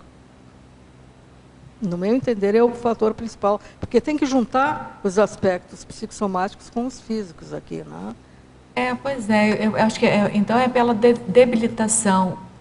Quer dizer, o psicossomático debilita você e aí eles têm mais... O professor Valdo também comentou esses dias que eu achei muito interessante, mas ele falou num caso só. Ele disse, por exemplo, que a pessoa que tem muita raiva, que é uma pessoa raivosa, ela tem doenças do fígado mais fácil. entende? Que tem os órgãos de ataque de acordo com os tipos de emoções. Agora, eu não saberia te dizer, fora esse caso que ele falou, eu não saberia que outros que existem.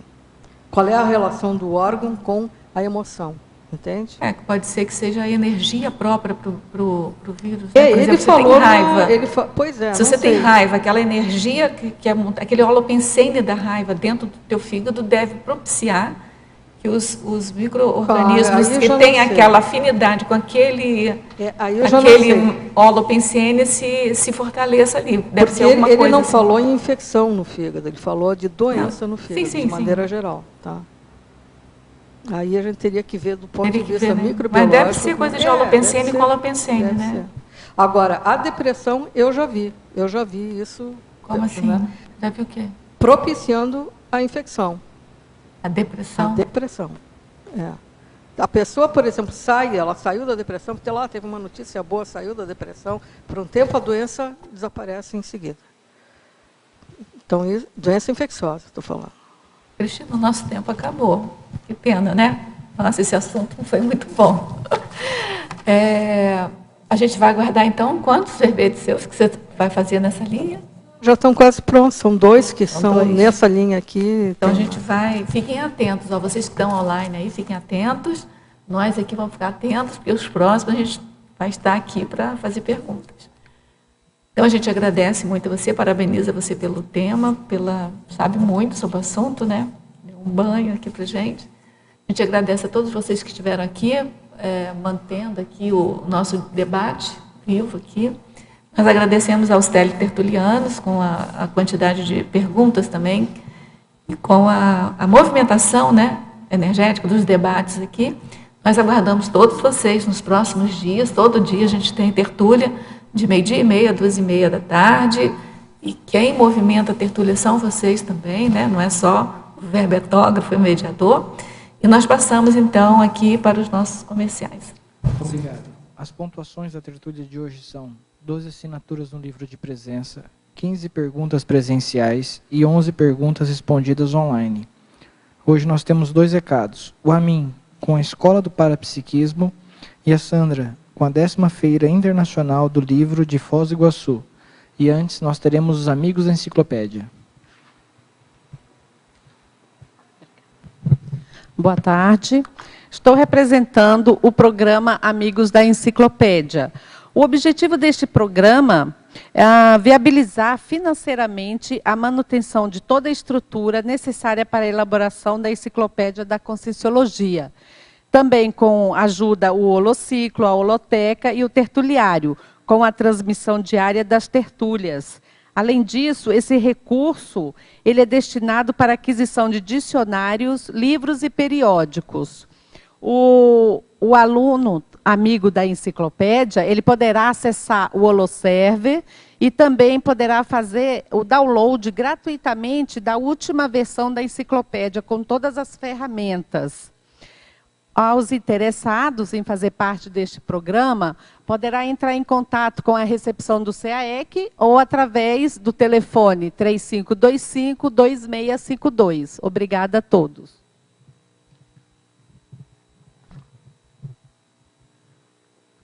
Boa tarde a todos. O nosso convite é para a Escola de Parapsiquismo. Nós vamos ter a turma 4, que vai se iniciar em janeiro de 2015. Essa modalidade da escola é composta de 3 módulos presenciais aqui em Foz do Iguaçu, que vão acontecer em janeiro, julho de 2015 e depois em janeiro de 2016. E entre esses módulos há uma série de atividades, maratonas e outras atividades que os alunos podem realizar do local onde estiverem. Essa escola de parapsiquismo, ela é baseada numa metodologia inovadora que são as competências, o desenvolvimento de competências parapsíquicas. Essa metodologia já foi testada nessas últimas 3 turmas e tem se mostrado bastante eficiente. Então, quem tiver interesse é só procurar a recepção do CAEC. Existem 2 pacotes, né, que incluem inclusive acoplamentário e laboratórios.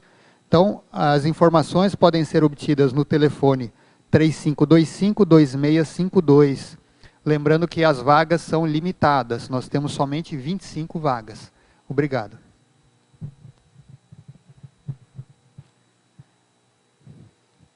Boa tarde a todos. Nós estamos aqui representando a Editares e convidamos a todos a participarem da 10ª edição da Feira Internacional do Livro em Foz do Iguaçu, que teve início ontem, inauguração, e vai até o dia 14 de setembro. Nós estamos lá com o stand, né, da Editares, o IPC está com a livraria vendendo os livros, nós temos 20% de desconto em todos os livros da Conscienciologia. E nós vamos ter também uma programação especial da Conscienciologia na quarta-feira. Estamos aqui com o autor que vai lançar o livro nessa quarta-feira, às 19 horas, Miguel Cireira. Ele vai lançar o livro Evolución. Sí, el libro es Evolución de la Inteligencia Parapsíquica. Es un libro en español. Sí. Sí, é un libro que eu desenvolví nos últimos 2 años e ten 3 módulos principais, un histórico do parapsiquismo, desde a época das cavernas, o paleolítico, o neolítico, hasta a antiga Grecia, depois un pouco as repercusións do parapsiquismo antigo na mitologia, no misticismo, nas crenças actuais e como fazer o reciclagem de todas estas posturas. Então, estão todos convidados e aguardamos vocês. Obrigada.